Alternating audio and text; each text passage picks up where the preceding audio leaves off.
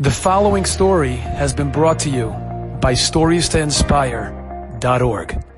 I know a woman. She shared this with me. This is Clay Rishon.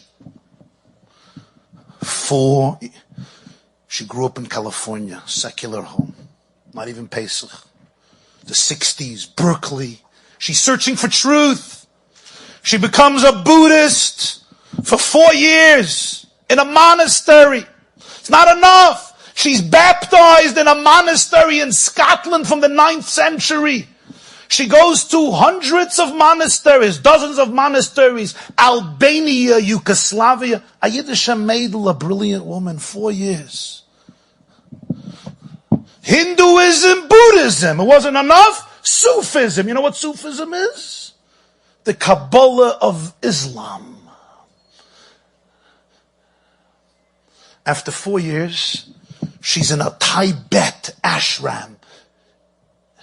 And she gets a call that her father is deathly ill. And she tells me, to their credit, they weren't a cult. So they said, go home to your father. She goes home. It's before Pesach. Her mother says, when I was a kid, we used to have a Seder. It's a pity I never did it for you, girl, for you. It's a nice tradition. A friend of hers, no texting, then they used to use a telephone call, a telephone by the wall, Olav Shalom. Where you sent a letter with a stamp, Olav Shalom. You spelled out a name, you wrote words, you learned how to write a whole word, a sentence, periods, commas. You was spelled Y-O-U.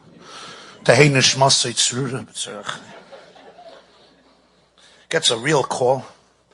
I'm going to a Hasidic community in Crown Heights for Seder. Will you come? Yeah. There was a moise that opened them up for girls who want to learn about Yiddishkeit. It was called Mechon Chana. Rav Hillel David Schlitter knows that very well because he learned in that building in Koilo Gorarie of Rabbi Yitzchak Hutner Zatzal in the 60s on President between Kingston and Brooklyn. That nice building over there, not on the side where the Rebbe lived, on the other side. MS, he told me yesterday. That same building, the Koilo moved away in the late 60s because of the situation. There wasn't so poshut. They bought that ultimately from somebody and it became a moiset. And they're having a Seder for girls who don't have family. This lady tells me, I ended up there.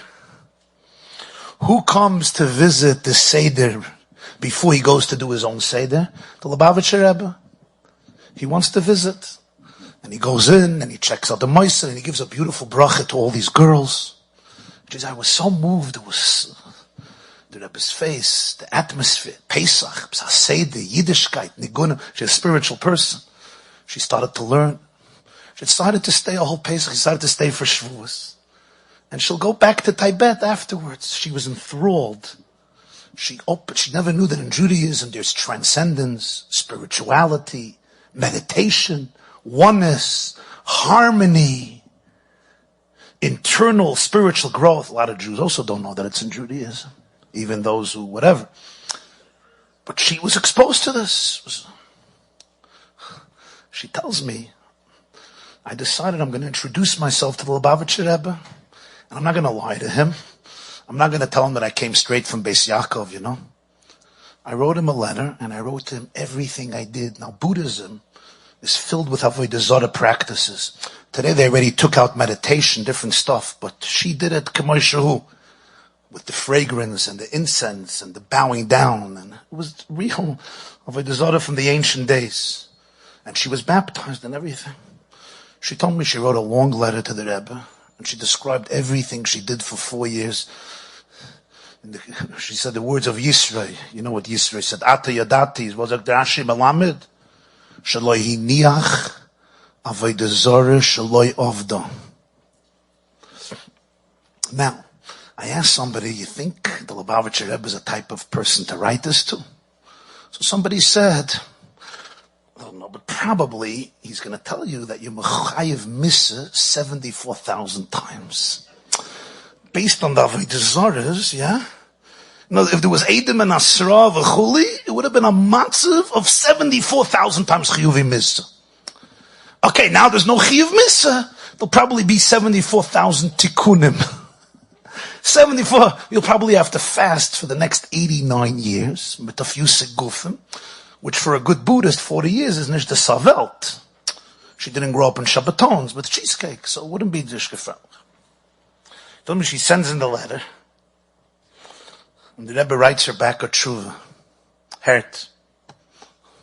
To understand the Teshuvah, I have to tell you, remind you the Gemara in Megillah Davav. The Gemara says, if somebody tells you, Yagati v'loy matzasi al tamen. I worked hard, I didn't find, don't believe him. Lo yagati matzasi. I was a couch potato and I discovered all the truth, al tamen. Yagati matzasi tamen. Somebody says, I worked, I steiged away, I toiled, it wasn't easy. Umatzasi, and I discovered. Adam lama tamen, believe. The Rebbe writes to her, he says, since by you was mekuyim the yagati, is betach, certainly, there was mekuyim, the second half of the Maimon Chazal, umatzasi. Since the yagati you were mekayim, with the deepest yearning and thirst, so now for sure the umatzasi is an unprecedented, powerful, and fulfilled umatzasi. She said, I started to cry and I realized he took 4 years of my getting lost and he turned them into a yagati. I was searching for Hashem in the wrong places. You were mekayim or yagati. Certainly Hashem gave you a matzasi. Gave me my soul. He allowed me to celebrate Yiddishkeit. Got rid of the terrible guilt. Yeah, the Rav told her, she, to the mikveh, you're baptized, there's different inyanim that you have to do in terms of mikveh. She did that all. But the hashkafas oilam was, you look at people, they're on a journey. Either you say they're lost, or you say their yagati is very, very intense. And you know how true this is with so many of our children. Enjoyed this story? Come again. Bring a friend. StoriesToInspire.org